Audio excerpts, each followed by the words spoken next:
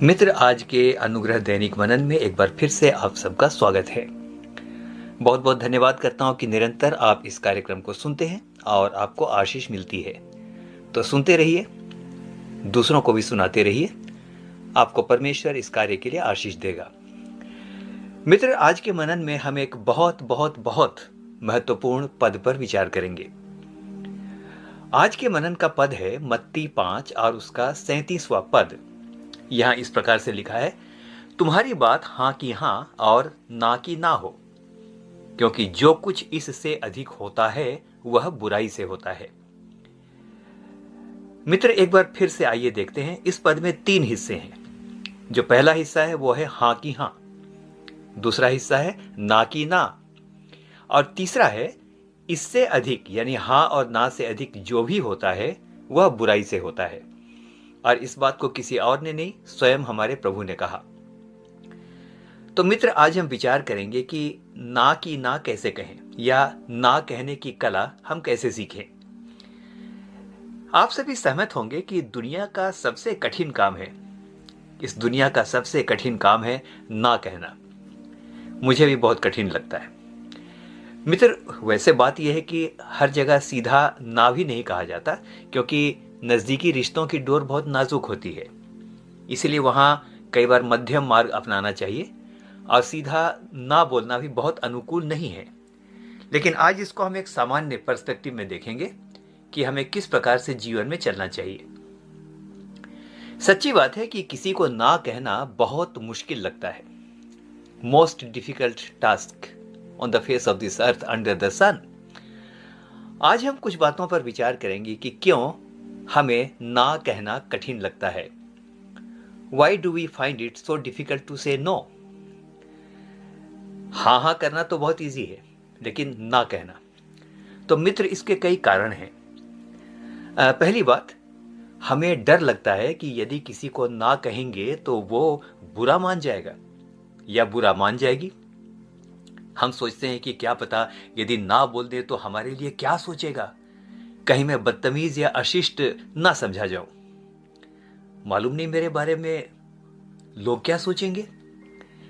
मित्र, सच्चाई यह है कि हम ऐसे समाज में रहते हैं जहां ना कहना इस बात का संकेत माना जाता है कि हम निहायत दर्जे के स्वार्थी और सेंसलेस किस्म के इंसान हैं, और हमें दूसरों की परवाह नहीं है।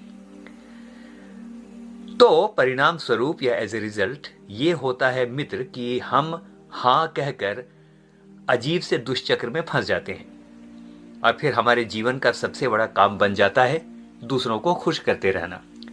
चाहे हमें कितना भी दुख उठाना पड़े और चाहे हमको कुछ भी सहना पड़े, तो हम फिर लोगों को खुश करते रहते हैं। ये बात अलग है कि अंदर से हम भी बुड़बुड़ाते हैं कि वी डोंट लाइक इट, लेकिन लोगों के सामने हम हल्का सा मजाक करूंगा, लोगों के सामने हम ही करते हैं और मुस्कुराते हैं। अब मुस्कुराना भी एक प्रॉब्लम है। अगर मन में बात नहीं है और ऊपर से मुस्कुरा रहे हैं तो ये भी एक प्रॉब्लम है, क्योंकि मुस्कुराने से दूसरे के पास ये संदेश जाता है कि हम उनकी बात पर हाँ करके बहुत प्रसन्न हैं। अगला भी खुश होता है और हमारी मुस्कुराहट से उत्साहित होकर 1-2 काम और बता देता है। तो मित्र, ऐसा तो चलने वाला नहीं है ना। हर बात में हाँ करके हम दुख भी उठाते हैं, और मेरा अनुभव है कि हर बात में हाँ हाँ करने वाला अंत में अकेला हो जाता है। याद रखना चाहिए मित्र कि हर बात में हाँ कहना नम्रता का परिचय नहीं है। कुछ हद तक ये बात कायरता भी समझी जाएगी, क्योंकि हमें हिम्मत नहीं है ना कहने की। तो चलिए अब विचार करते हैं कि क्या करना चाहिए। What should we do? बहुत अच्छा होगा कि हम ना कहना भी सीखें, लेकिन बस हमें कहने का तरीका सीखना होगा। मैंने एक बार किसी लेखक को पढ़ा, बड़ा रोचक था उनका संस्मरण, और वो अपने संस्मरण में लिखते हैं कि उन्हें भी सबको हाँ कहने की बहुत बुरी आदत थी, और इसके कारण उनको अपने परिवार से भी डांट पड़ती थी, मित्रों से भी डांट पड़ती थी, क्योंकि वो बेचारे किसी को ना बोल ही नहीं सकते थे।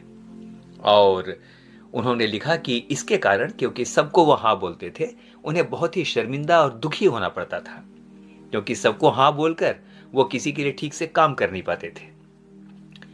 जब लोग आते थे तो वे सोचते थे आज मैं कुछ लोगों को ना तो अवश्य कह दूंगा, लेकिन वो लिखते हैं मेरे मित्र कि उनके सामने आते ही मेरी हिम्मत खत्म हो जाती थी और उन्होंने बड़ा दुख उठाया इस हाँ हाँ करने में।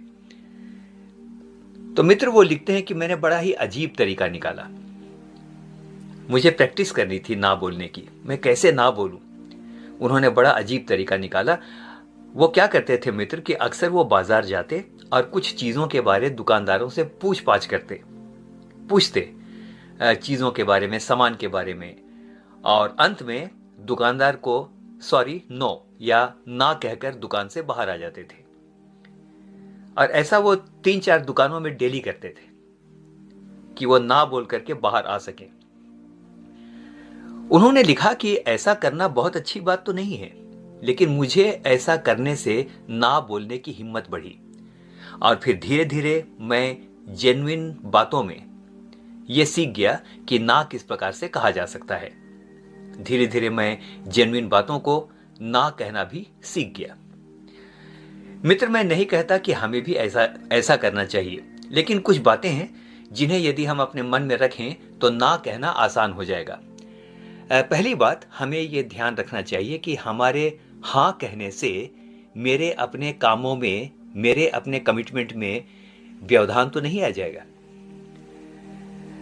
यदि मैं हाँ कहता हूं तो मेरे परिवार का कार्य या मेरे वर्किंग प्लेस का कार्य, मेरे वर्किंग प्लेस के कमिटमेंट पर कोई असर तो नहीं पड़ेगा। और सबसे महत्वपूर्ण बात हमें हमेशा यह ध्यान में रखनी चाहिए कि इन बातों से हमारा कोई आत्मिक नुकसान तो नहीं है, ये कोई शैतान की चाल तो नहीं है। मित्र गलातियों 1 और उसके 10 में संत पौलुस इस प्रकार से लिखते हैं, हे भाइयों, यदि मैं मनुष्यों को ही प्रसन्न करता रहता तो आज प्रभु का दास ना होता। आज मैं जवान बच्चों से खास करके बात करना चाहता हूं।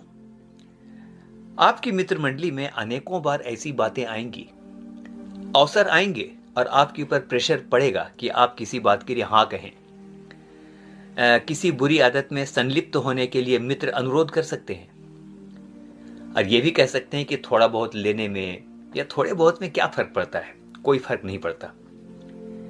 जो बड़े हैं उनके लिए कहना चाहता हूं, कई बार रुपयों का लालच सामने आकर खड़ा हो सकता है, विभिन्न प्रकार की लालसाएं सामने आकर खड़ी हो जाती हैं, क्योंकि शैतान तो गरजने वाले सिंह की नाई इस फेर में है कि किसको फाड़ खाए। तो मित्र ऐसे समय में ध्यान देना चाहिए कि ऐसा समय भी आता है जबकि हमें किसी को ना कहना है। ध्यान के साथ सुनिएगा, हमें किसी को ना कहना है, लेकिन सबसे कठिन समय होता है स्वयं अपने को ना कहना, अभिलाषाओं से भागना होता है। हम सोचते हैं कि अगर कोई मदद करने खड़ा ही हो जाए तो क्या करें। मित्र मैं नहीं कह रहा हूं कि मदद ही ना की जाए, लेकिन यदि आप जानते हैं कि आपसे ना हो पाएगा, यदि आप जानते हैं कि आपसे नहीं हो पाएगा तो स्पष्ट शब्दों में ना कहिए। आप विनम्रता से कारण बताइए। अगर आपको पता है कि यह मदद मैं नहीं कर पाऊंगा, मैं उतना समय नहीं दे पाऊंगा, तो मत कहिए कि अच्छा सोचूंगा, देखता हूं क्या हो सकता है। मित्र ऐसा कहकर हम सामने वाले की भी उम्मीद बढ़ाते हैं और अंत में क्या होता है, आपस में रिश्ते खराब होते हैं। आज के वचन में हमने सुना कि हाँ की हाँ और ना की ना के अलावा गोल गोल नहीं घुमाना चाहिए, अन्यथा आप कहीं नहीं पहुंचेंगे। होता यह है कि हर बात में विनम्र दिखाने के चक्कर में या अपने आप को नम्र दिखाने की इच्छा से इंसान हर जगह पिटता है, क्योंकि वह ईमानदारी से सबकी इच्छा पूरी नहीं कर सकता। प्रेरितों के काम में एक घटना की चर्चा है। प्रेरितों को कहा गया कि वे सुसमाचार फैलाने का काम बंद करें, यह मनुष्यों की इच्छा थी। तो आइए देखते हैं कि प्रेरितों ने क्या किया। वे प्रार्थना में बैठे और प्रेरितों के काम 5 उसके 29 में उनके निर्णय को इस प्रकार से रिकॉर्ड किया गया है। लिखा है, तब पतरस और प्रेरितों ने उत्तर दिया कि मनुष्यों की आज्ञा और इच्छा से बढ़कर परमेश्वर की आज्ञा और इच्छा का पालन करना ही कर्तव्य कर्म है। आइए अब देखते हैं दूसरी बात कि हमें ना कहने में क्यों डर लगता है। सबसे पहली बात थी कि हमें डर ये लगता है कहीं हमें अशिष्ट ना समझा जाए। दूसरी बात, हमें ना कहने में क्यों डर लगता है? हमें किसी बात को ना कहने से इसलिए डर लगता है कि कहीं झगड़ा ना हो जाए, वाद विवाद ना हो जाए। तो कई बार हम वाद विवाद और झगड़ा टालने की कोशिश में ना नहीं बोल पाते और हम हाँ बोलते हैं। लेकिन मित्र, एक बात पर विश्वास करें, यदि आपकी बातों में नम्रता है और आपके पास ना बोलने के पर्याप्त कारण हैं, तो विश्वास कीजिए कि परमेश्वर भी आपकी मदद करेगा। तुम्हारी बात हाँ की हाँ और ना की ना हो, ये बात स्वयं हमारे प्रभु ने कही है। तो क्या आप जब हाँ की हाँ और ना की ना कहेंगे, तो क्या वो प्रभु आपकी मदद नहीं करेगा जिसने स्वयं इस बात को कहा है? वो प्रसन्न होकर आपकी सहायता करेगा। मित्र, मैं कहना चाहता हूं, अपनी बात जरूर कहें, लेकिन कैसे कहें? पहला पत्रस 3 और उसके 15वें वचन कहता है, सदा उत्तर देने के लिए तैयार रहो, लेकिन नम्रता के साथ। मित्र, मैंने इस पद का दूसरा भाग पढ़ा है। जी हां, नम्रता और तथ्यों के साथ हमें अपनी बात को सामने रखनी है, लठमार भाषा में नहीं। एक बहुत जरूरी बात आपसे करना चाहता हूं, इसके द्वारा आप बहुत हद तक इस प्रकार की बातों से बचेंगे। हमेशा आपके पास इतने काम होने ही चाहिए कि आप किसी को बता सके कि आपके पास इतना काम है कि आप हां करने में असमर्थ हैं। You should generate your work. अगर पढ़ाई का काम है, कुछ और काम है, तो काम आपके पास हमेशा होनी चाहिए। अन्यथा याद रखिए, बेकार बैठे इंसान से कोई भी बेगारी कराता है। अंतिम बात आपसे कहना चाहता हूं मित्र, कई बार हमें ना कहने में डर इसलिए भी लगता है कि कहीं सामने आया सुनहरा मौका हाथ से ना निकल जाए। ना बोल दूंगा तो ये मौका ही हाथ से निकल जाएगा, तो चलो हाँ बोल ही देता हूं।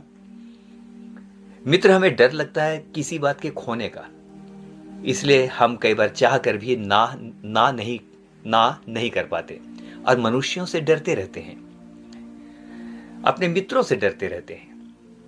मित्र, यशायाह की पुस्तक में परमेश्वर का वचन कहता है, मैं ही तुम्हारा परमेश्वर यहोवा हूं। तू कौन है जो घास के समान मुरझाने वाले मनुष्य से डरता और आकाश के तानने वाले परमेश्वर को भूल गया है? तो हमें भय की आत्मा नहीं मिली है। चलिए, समाप्त करने से पहले एक छोटा सा उदाहरण देता हूं। किसी ने आपको निमंत्रण दिया कि कहीं घूमने या पिकनिक में जाना है, या कोई दूर का मित्र है जो चाहता है कि बर्थडे पार्टी में आपको आना है, लेकिन आप जानते हैं कि आपके अपने उस दिन बहुत से काम हैं और आप जेन्युइनली नहीं जा सकते।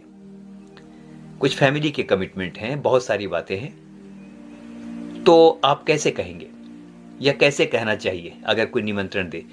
एक तरीका है, नहीं भाई मैं नहीं जाऊंगा, तुमको तो घूमना ही लगा रहता है। मित्र, ऐसी भाषा से दूसरे को ठेस पहुंचेगी। तो फिर कैसे कहना चाहिए? शायद मैं ऐसा कहूंगा, भाई सच में जाने में बड़ा मजा आता, जगह भी आपने क्या शानदार चुनी है, बहुत इच्छा थी कि आपके साथ चलता, लेकिन कभी ईश्वर ने चाहा तो साथ जरूर चलेंगे, ये तो वादा रहा। लेकिन ब्रदर, इस बार के लिए माफी चाहूंगा क्योंकि बहुत सारे कार्य हैं जो मुझे उसी दिन करने हैं, कोई और दिन होता तो सोचते। तो मित्र, ये कहना चाहता हूं, सीधा मत बोल दीजिए। अप्रिय सत्य बोलने से परहेज करना चाहिए, लेकिन सत्य को या ना को विनम्रता से कहना अच्छा है, सुखी रहेंगे। तो सारांश क्या निकला? सारांश ये निकला कि हमें अवश्य जहां तक संभव है किसी की मदद करनी चाहिए, लेकिन यदि सचमुच समय नहीं है और उससे यदि हमारे समय का, हमारी प्रतिबद्धता या हमारे कमिटमेंट पर और आत्मिक मूल्यों को यदि हानि पहुंचती है, तो सत्य को विनम्रता के साथ कहना चाहिए। विश्वास कीजिए मित्र, विनम्रता पूर्वक स्पष्ट रहने से हमारी इज्जत बढ़ती है। किसी को झूठ बोलकर प्रसन्न करने से बेहतर है कि हम विनम्रता से सच बोलें, बेशक चाहे थोड़ी देर के लिए दुख हो, लेकिन बाद में वही मनुष्य हमारी इज्जत करेगा, क्योंकि उस व्यक्ति को एक बात बिल्कुल अब पता हो गई है कि हमारे पास अपना स्टैंड है, हमारा अपना व्यक्तित्व है और हमारा अपना विवेक है, जिसके कारण हम अपनी बातों को स्पष्ट रूप से बोल सकते हैं। तो हम में से हर एक को परमेश्वर बहुत आशीष दे। बहुत सारी कला के पीछे लोग लगे रहते हैं, लेकिन ना बोलने की कला भी सीखें तो जीवन के अंदर बहुत सारे सुखों को हम देख सकते हैं। हम में से हर एक को परमेश्वर आशीष दे। आमीन। और फिर से